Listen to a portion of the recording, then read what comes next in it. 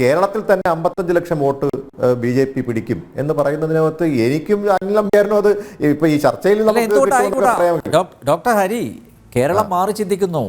അല്ല, ഇക്കാലം അത്രയും കേരളത്തിലെ ന്യൂനപക്ഷത്തെ, പ്രത്യേകിച്ച് മത ന്യൂനപക്ഷങ്ങളെ നിങ്ങൾ അരക്ഷിതാവസ്ഥയിലാക്കി. അങ്ങനെയായിരുന്നല്ലോ നിങ്ങളുടെ ഒരു നറേറ്റീവ് തന്നെ, അതാണല്ലോ. BJP അധികാരത്തിലെത്തിയാൽ ഇനി ഇവിടെയുള്ള മുസ്ലിങ്ങളെ പാകിസ്ഥാനിലേക്ക് അയക്കും, അവിടെ മതേതരത്വം നിലനിർത്താൻ ഞങ്ങൾ മാത്രമേ ഉള്ളൂ.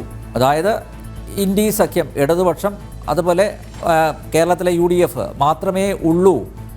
അങ്ങനെ ഒരു ചിന്ത വോട്ടർമാരുടെ മനസ്സിലേക്ക് അടിച്ചേൽപ്പിച്ചു. അതിൽ നിന്ന് മാറി ചിന്തിക്കുന്നു. കേരളത്തിൽ അടക്കമുള്ള വോട്ടർമാർ മാറി ചിന്തിക്കുന്നു. അതിന്റെ സൂചകമായിട്ട് കണ്ടാൽ പോരെ? ഒരു കാര്യം കൂടി ചേർത്ത് വെക്കണം. തൃശ്ശൂർ ഒരു ഉദാഹരണം എടുക്കാം. തൃശ്ശൂർ എന്തുകൊണ്ട് ചുവരെഴുതിയ സ്ഥാനാർത്ഥിയെ മാറ്റി മറ്റൊരാൾ അവിടേക്ക് കൊണ്ടുവരേണ്ടി വരുന്നു UDF എന്നൊരു ചോദ്യം പ്രധാനമായി ഉയരുന്നുണ്ട്. അത് പ്രതിപക്ഷ പാർട്ടികൾ ഒന്നടങ്കം ചോദിക്കുന്നുണ്ട്, LDFും ചോദിക്കുന്നുണ്ട്, NDAയും ചോദിക്കുന്നുണ്ട്. എന്തുകൊണ്ട് അങ്ങനെ ഒരു മാറ്റത്തിലേക്ക് വന്നു? സുരേഷ് ഗോപിയുടെ സ്ഥാനാർത്ഥിത്വം, പത്മനാഭ വേണുഗോപാലിന്റെ പാർട്ടി മാറ്റവും ഒക്കെ ചേർത്ത് വെക്കുമ്പോഴാണ് അവിടെ സ്ഥാനാർത്ഥി മാറ്റത്തിലേക്ക് വന്നത്. കോൺഗ്രസ് എത്ര ന്യായം പറഞ്ഞാലും അതിന്റെ യാഥാർത്ഥ്യവശം അതാണ്. മറ്റൊന്ന്, കേരളത്തിൽ ഈ പറയുന്ന ഇന്ത്യ മുന്നണിയില്ല.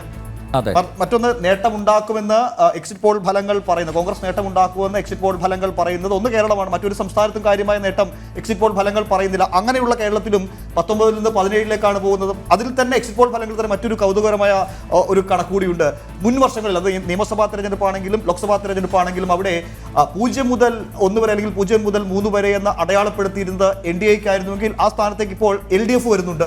അപ്പോൾ കൃത്യമായ ഒരു വോട്ടിംഗ് പാറ്റേണിൽ ഒരു മാറ്റം എക്സിറ്റ് പോൾ ഫലങ്ങളിലെങ്കിലും പ്രതിഫലിക്കുന്നുണ്ട്. അതെ, മാറി ചിന്തിക്കുന്നു മലയാളികൾ.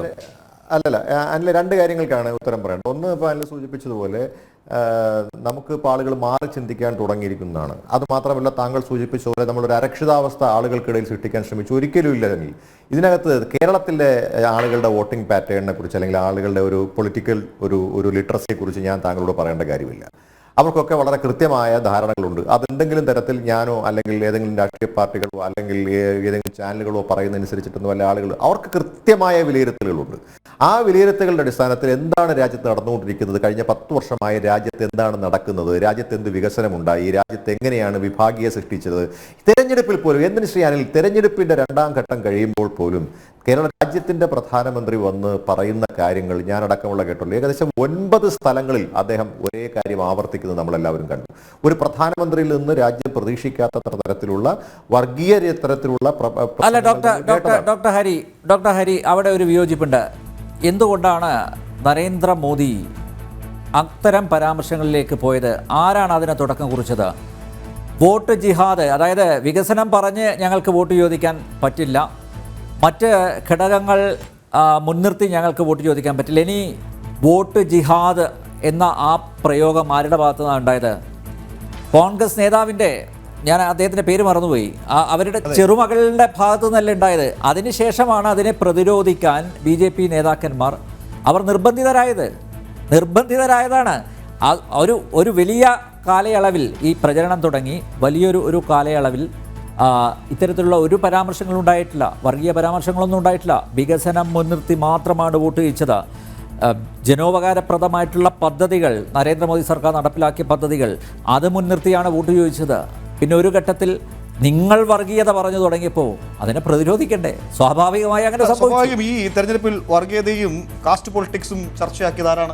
പ്രതിപക്ഷ പാർട്ടികളാണ്. മധ്യപ്രദേശിലും രാജസ്ഥാനിലും ബീഹാറിലും ഉൾപ്പെടെ ജാതി സർവേയും ഈ റിസർവേഷനും ഉൾപ്പെടെ ചർച്ചയിലേക്ക് കൊണ്ടുവന്നത് പ്രതിപക്ഷ പാർട്ടികളാണ്. അങ്ങനെയാണ് ഞാൻ മനസ്സിലാക്കുന്നത്. അങ്ങനെയാണ് ദേശീയ മാധ്യമങ്ങൾ ഉൾപ്പെടെ വിലയിരുത്തുമ്പോൾ ആ ചർച്ചയിലേക്ക് നയിച്ചത് പ്രതിപക്ഷ പാർട്ടികളാണ്. പിന്നീട് അത് ഏറ്റുപിടിക്കാതിരിക്കാൻ കഴിയില്ലല്ലോ ഭരണപക്ഷ പാർട്ടിക്ക്. അങ്ങനെ ഒരു വലിയ ചർച്ചയിലേക്ക് ഈ വിഷയങ്ങൾ കൊണ്ടുവരുന്നതിലൊരു മുഖ്യ പങ്ക് പ്രതിപക്ഷ പാർട്ടിക്ക് ഉണ്ടെന്ന് ആരോപിച്ചാൽ അത് തെറ്റു പറയാൻ കഴിയില്ല. സ്വയം വിമർശനാത്മകമായി ചിന്തിച്ചാൽ ഈ തെരഞ്ഞെടുപ്പിൽ വർഗീയത ഏറ്റവും വലിയ ആയുധമാക്കിയത് ഇന്ത്യ സഖ്യത്തിൻ്റെ നേതാക്കന്മാർ തന്നെയാണ്. ഡോക്ടർ ഹരി, അതിലൊരു സംശയം യോജിക്കാൻ മാത്രമേ സാധിക്കുകയുള്ളൂ. കാരണം നമ്മൾ ഈ ചർച്ച തുടങ്ങിയപ്പോൾ തന്നെ, അതായത് ഈ ഇലക്ഷൻ്റെ തെരഞ്ഞെടുപ്പിൽ 1ാം ഘട്ടത്തിലും 2ാം ഘട്ടത്തിലും ഒക്കെ വളരെ കൃത്യമായി തന്നെ രാജ്യത്തിൻ്റെ പ്രധാനപ്പെട്ട പ്രശ്നങ്ങളിലേക്ക് ഞങ്ങൾക്ക് കാര്യങ്ങളെ കൊണ്ടെത്തിക്കാൻ കഴിയൂ എന്നിടത്താണ്. അത് ഇനി പറഞ്ഞ് പിടിച്ചു നിൽക്കാൻ കഴിയില്ല എന്ന തിരിച്ചറിവിലാണ് 2ാം ഘട്ടം കഴിയുമ്പോൾ തിരിച്ച് വർഗീയതയിലേക്ക് കാര്യങ്ങൾ പോകുന്നത്. ഇപ്പൊ നമ്മൾ മനസ്സിലാക്കേണ്ട ഒരു പ്രധാനപ്പെട്ട കാര്യം, രാജ്യത്ത് BJP-യുടെ ഒരു നേതാവ് മാത്രമല്ല രാജ്യത്തെ ശ്രീ നരേന്ദ്രമോദി എന്ന് പറയുന്ന നേതാവ്, അദ്ദേഹം രാജ്യത്തിന്റെ പ്രധാനമന്ത്രി കൂടിയാണ്. അപ്പൊ അദ്ദേഹത്തെ സംബന്ധിച്ചിടത്തോളം അദ്ദേഹം ഒരു കാര്യം പറയുമ്പോൾ മറ്റാര് പറയുന്നതിനേക്കാൾ അതിന് വലിയ പ്രാധാന്യമുണ്ട്. ഇപ്പൊ അദ്ദേഹത്തിന്റെ ധ്യാനം പോലും വലിയ ചർച്ചയായപ്പെടുന്നതിന്റെ പ്രധാനപ്പെട്ട കാരണം അദ്ദേഹം രാജ്യത്തിന്റെ പ്രധാനമന്ത്രി ആയതുകൊണ്ടാണ്. അദ്ദേഹം വെറും ഒരു രാഷ്ട്രീയ നേതാവായതുകൊണ്ട് മാത്രമല്ല. അപ്പൊ അങ്ങനെ വന്നപ്പോൾ സ്വാഭാവികമായിട്ടും ഈ കാര്യങ്ങളെക്കുറിച്ച് കേരളത്തിലെ ജനങ്ങൾ, പ്രത്യേകിച്ച് പൊളിറ്റിക്കലി വളരെയധികം പൊളിറ്റിക്കൽ ലിറ്ററസി, ഞാൻ പറയുന്ന ആ വാക്ക് തന്നെ ഉപയോഗിക്കാനും പറയുന്നത്, ആ ഒരു സാക്ഷരത, ഒരു രാഷ്ട്രീയ സാക്ഷരത വളരെയധികം കൂടുതലുള്ള നമ്മുടെ സംസ്ഥാനത്തെ ആളുകൾ ഈ നിരിച്ചു ചിന്തിക്കും അല്ലെങ്കിൽ മാറി ചിന്തിക്കും എന്ന ശ്രീ അനിൽ നമ്പ്യാർ പറയുന്നതിനോട് എനിക്ക് ഒട്ടും യോജിക്കാൻ കഴിയുന്നില്ല. കാരണം നമ്മുടെ രാജ്യം ഒന്നായി കാണണം. എന്താണ് ഇന്ത്യ മുന്നണി മുന്നോട്ട് വെച്ചിട്ടുള്ള കാര്യം? ഇന്ത്യ മുന്നണി മുന്നോട്ട് വെച്ചിട്ടുള്ള പ്രധാനപ്പെട്ട കാര്യം രാജ്യത്തെ ഒന്നായി കണ്ടുകൊണ്ടുള്ള ഒരു സമീപനമായിരിക്കും ഇന്ത്യ മുന്നണിയുടേത്. ഒന്ന്. രണ്ട്, നമ്മുടെ രാജ്യത്ത് ഏറ്റവും സാധാരണക്കാരായിട്ടുള്ള ആളുകളുടെ ഉന്നമനത്തിന് വേണ്ടുന്നുള്ള പ്രവർത്തനങ്ങളുമായി മുന്നോട്ട് പോകും. ഇപ്പൊ ജാതി സെൻസസ് അടക്കമുള്ള കാര്യങ്ങൾ പറഞ്ഞുകൊണ്ടാണ് ഞാനത് പറയുന്നത്. അതെന്തുകൊണ്ടാണ്? അപ്പോൾ അത് കിട്ടേണ്ട ആളുകളുണ്ടെങ്കിൽ, അത് ഏറ്റവും താഴെത്തട്ടിൽ കിട്ടേണ്ട അല്ലെങ്കിൽ പ്രയോജനം ലഭിക്കേണ്ട അല്ലെങ്കിൽ ഗുണം ലഭിക്കേണ്ട ആളുകളുണ്ടെങ്കിൽ അവരെ കണ്ടെത്തി അവരെ കൂടി ഉയർത്തിക്കൊണ്ടുവരിക എന്നുള്ള വലിയ ലക്ഷ്യങ്ങളുണ്ടായിരുന്നു. അത് മാത്രമല്ല, ഞങ്ങൾ മുന്നോട്ട് വെച്ചിട്ടുള്ള, നമ്മൾ പലപ്പോഴും ചർച്ചയിൽ പറഞ്ഞിട്ട ഒരു കാര്യമാണ്, ഞങ്ങൾ 5 പ്രധാനപ്പെട്ട ന്യായ് മുന്നോട്ട് വെച്ചിട്ടുണ്ട്. ഒന്ന്, യുവാക്കൾക്ക്, യുവതികൾക്ക് അല്ലെങ്കിൽ സ്ത്രീകൾക്ക്, അതോടൊപ്പം തന്നെ നമുക്കറിയാം കർഷകർക്ക്, അതോടൊപ്പം നമുക്കറിയാവുന്നതുപോലെ താഴെത്തട്ട് നിൽക്കുന്ന പാർശ്വവൽക്കരിക്കപ്പെട്ട സമൂഹത്തിൽപ്പെട്ടിട്ടുള്ള ആളുകൾക്ക്. ഇപ്പൊ ഇങ്ങനെ തുടങ്ങുന്ന എല്ലാ മേഖലയിൽപ്പെട്ട ആളുകൾക്കും എന്തെല്ലാം പ്രയോജനങ്ങൾ ഉണ്ടാകും ഇന്ത്യ മുന്നണി വന്നാൽ എന്ന് കൃത്യമായി പറയാൻ, അതോടൊപ്പം ഗ്യാരണ്ടി, താങ്കൾക്കറിയാമല്ലോ ഇപ്പോൾ കർണാടകത്തിൽ ഞങ്ങൾ മത്സരിച്ച് വിജയിച്ച കാര്യങ്ങൾ എങ്ങനെയാണെന്ന് അറിയാമല്ലോ. ആ തെരഞ്ഞെടുപ്പിൽ, ആ നിയമസഭാ തെരഞ്ഞെടുപ്പിൽ ഞങ്ങൾ മത്സരിച്ചത് ഞങ്ങൾ മുന്നോട്ട് വെച്ചിട്ടുള്ള ഗ്യാരണ്ടികളാണ്.